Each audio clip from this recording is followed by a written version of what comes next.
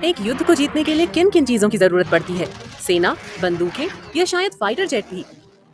लेकिन एक आदमी को दुनिया के सबसे बड़े साम्राज्य को हराने के लिए विनाश के इन साधनों की जरूरत नहीं पड़ी।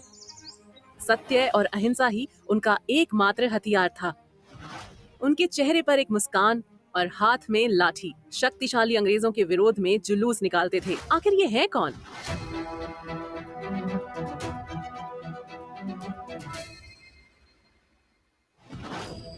वो हमारे राष्ट्रपिता महात्मा गांधी हैं। रघुपति राघव राजा राम, पतित पावन सीताराम। जब गांधी जी जनवरी 1915 में दक्षिण अफ्रीका से भारत लौटे तो उन्होंने जनसंघर्ष की एक नई पद्धति सत्याग्रह की शुरुआत की, जिसकी वजह से उन्हें दक्षिण अफ्रीका में देश के नस्लवादी शासन के खिलाफ खड़े होने के दौरान पहले ही सफलता मिल चुकी थी। लेकिन इस तरह के सत्याग्रह के प्रयोग और सफलताओं के बारे में जानने से पहले आइए इस शब्द के अर्थ को समझने की कोशिश करते हैं। सत्याग्रह दो संस्कृत शब्दों से बना है, सत्य और आग्रह। दोनों शब्दों के मिलने पर इसका अर्थ है सत्य को दृढ़ता से पकड़ना या सत्य से कभी पीछे न हटना। सत्याग्रह के पीछे मूल सिद्धांत ये है कि यदि उद्देश्य सत्य है और संघर्ष अन्याय के विरुद्ध है तो अत्याचारी के विरुद्ध लड़ने के लिए हमेशा शारीरिक बल की आवश्यकता नहीं होती है। यहाँ आप सोच रहे होंगे कि बिना शारीरिक रूप से लड़े कोई लड़ाई भला कोई कैसे जीत सकता है? आइए जानते हैं। एक सत्याग्रही अहिंसा के माध्यम से अपनी लड़ाई जीतता है। वो अपने पक्ष में सच्चाई के साथ सामने वाले से अपील कर उन्हें हिंसा द्वारा अपनी मांगों को पूरा करने के बजाय उन्हें बातचीत द्वारा रास्ता निकालने के लिए प्रेरित करते हैं। गांधी जी के शब्दों में सत्याग्रह कोई भौतिक शक्ति नहीं है। एक सत्याग्रही विरोधी को पीड़ा नहीं पहुंचाता, वह विरोधी का विनाश नहीं चाहता। सत्याग्रह के प्रयोग में किसी भी तरह की दुर्भावना नहीं है। उन्होंने आगे सत्याग्रह को शुद्ध आत्मा की शक्ति कहा। इसका अर्थ है कि सत्याग्रही के इरादे सच्चे और ईमानदार होते हैं। उनके लिए अहिंसा उनका सर्वोच्च धर्म था।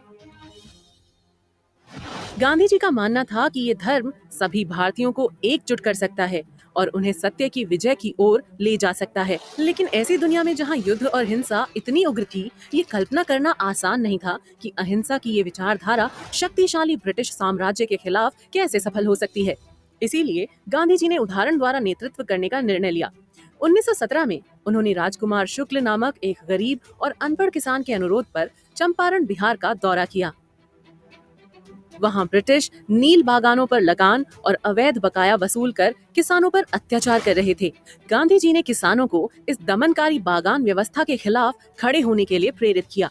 उनका अहिंसक सत्याग्रह सफल रहा क्योंकि किसानों से एकत्र किए गए अवैध बकाया का 25% उन्हें वापस कर दिया गया।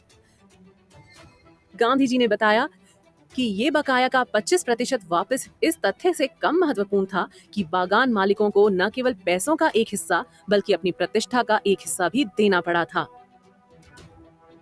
जिससे यहाँ किसानों को न केवल अपनी आय बल्कि सम्मान भी प्राप्त हुआ। चंपारण के बाद अगला स्थान अहमदाबाद था। इधर सूती मिल मालिक प्लेग बोनस को बंद करना चाहते थे, जो कि प्लेग प्रकोप के दौरान श्रमिकों को दी जाने वाली मजदूरी में 80% की वृद्धि थी। लेकिन श्रमिकों ने प्रकोप और युद्ध के कारण मुद्रास्फीति से लड़ने के लिए कम से कम 50% वेतन वृद्धि की अपील की, जिससे मिल मजदूर हड़ताल पर चले गए और उनकी मदद करने के लिए गांधी जी खुद भूख हड़ताल पर चले गए।